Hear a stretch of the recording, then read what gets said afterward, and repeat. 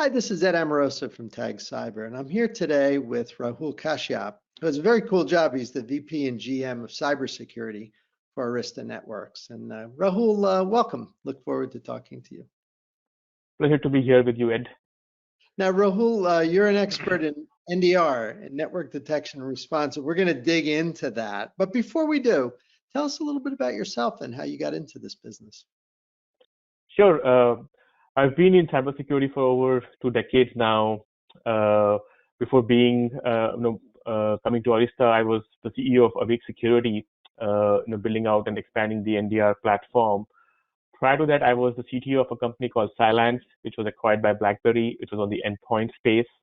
And prior to that, I was at Bromium, which was a virtualization cybersecurity startup, with the Cambridge University folks from the Zen Hypervisor team. And prior to that, I was at McAfee for several years, running cybersecurity vulnerability research for McAfee Labs, as well as the intrusion prevention division as well. So yeah, I've been in cybersecurity for many years across various companies and built out several technologies and platforms. And happy to be here. I should have taken all the money out of my checking account and just invested in you about 10, 15 years ago. I'd probably be driving a little better car right now, but it's a delight.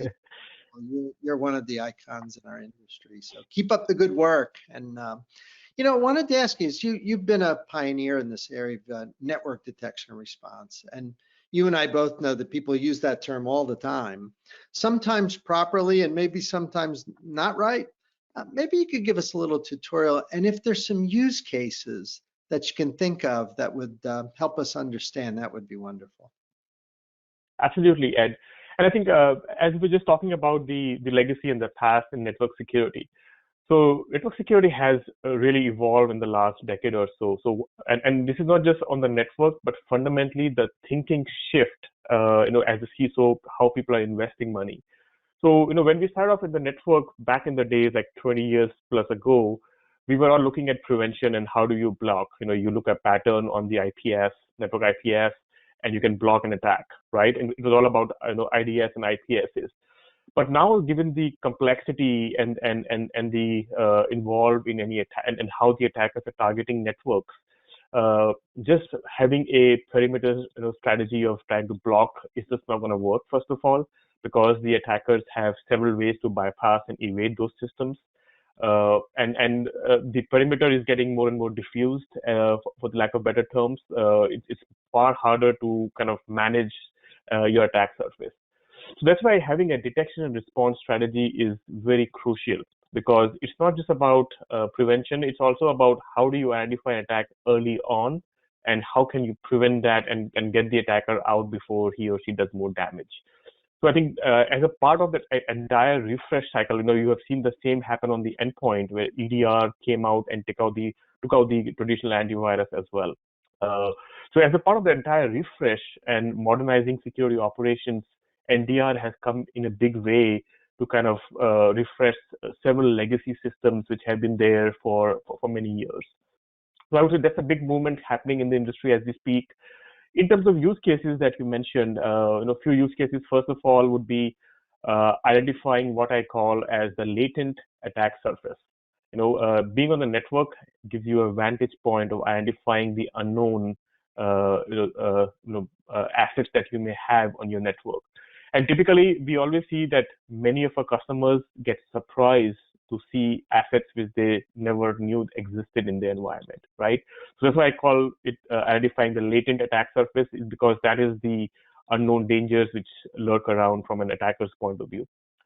And then, of course, the other piece which is interesting and an emerging trend where, particularly innovative companies like Awake and Arista NDR have been, investing in cybersecurity are encrypted attacks. There's a lot of attacks which are happening over TLS. Attackers are hiding in plain sight. So how do you get smart about encryption without breaking it? So that's one more area of research and innovation which we particularly have focused on identifying attacks which are completely encrypted. So that's a fascinating area and a use case which a lot of our customers also appreciate a lot. Other pieces for NDR would be IoT devices. Okay, you have an EDR. how do you identify everything else where you cannot install an agent? That's where people like to see something on the network, trying to profile every device and every application that's working in your environment. So those are some of the use cases, I would say, from a detection response perspective. Then I would say some other use cases are insider risk. A lot of people use our platform to look at lateral movement. Network is the best place to identify and profile and attackers once they get in, and make sure that you catch them early on before they do and go after your crown jewels. And people use this also for stuff like third-party risk, to identify your contractors who are coming in, and also your supply chain. So this is a very good area to kind of invest in a network detection strategy, because only when you see all of these visible lurking around threats, you can actually profile and have a strategy against how to defend against them as well. Next piece is, I would say, where I'm seeing a lot of NDR use cases are come under the IT consolidation bucket. So what's happening is, if you have a platform, NDR platform, typically you can do forensics, you can do full packet capture, you can do threat hunting, querying, and at the same time, you can do proactive notification of threats. So, there are several legacy tools which a robust platform like the Arista NDR can actually displace. So people actually come to us when they're trying to consolidate their IT and network security budget by removing 2 or 3 tools and have just one platform which can replace the legacy systems as well. So I would say those are some of the use cases and that we come across typically. And of course, as you said, cloud is one more which we hear more and more about as well nowadays. Before we get into cloud, you said something so interesting around sort of rationalizing existing tools. Do you think there's kind of a foundational role that network security plays in establishing kind of an optimal security program, making sure that some tools are not extraneous or that things are operating the way they should? That's not the way we would normally have thought about network security, but I think you're right. I'm curious if that's what you meant, that you'd be using this to optimize other pieces. Do I have that right? Absolutely, Ed. And I think it's being on the network is actually you have a high vantage point, the way I like to explain it, because you see everything, right?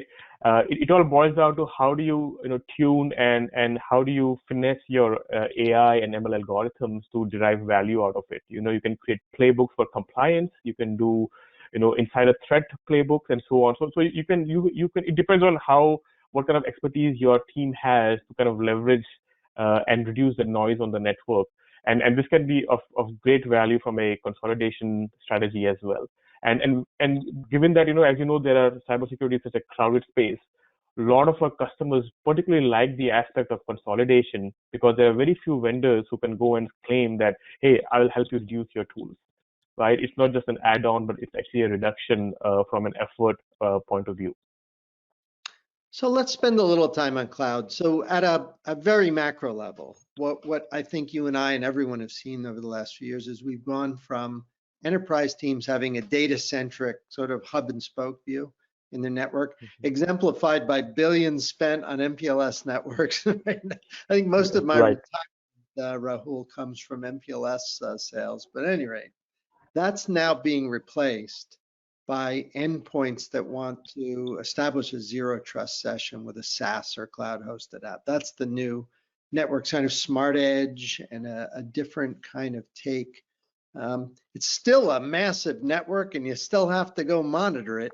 I'm just curious, have you had to redesign or change things to adjust to these architectures, or is it just a matter of placing things in different locations? Yeah, absolutely. It's a very good question, Ed. And one fundamental fact hasn't changed, and you will actually agree with me on this, given your background in network security, is that no matter where you are on the cloud, on-prem, the attacker still has to traverse the network at some point. Right. It could be either your VPN or your cloud, doesn't matter, right? So that's fundamental. Hacking, there will be a network somewhere. That's right. Exactly, right? So the way we look at it is that we are not really, so the way we build out the platform is, it's almost network agnostic. You can put us on an IoT network, a data center network, a campus network, or it could be just a cloud network. Now, all the major cloud providers give tapping capabilities, inbuilt native tapping. So, we can get a copy of the packets from VPCs in your cloud environments and also bring it together, right?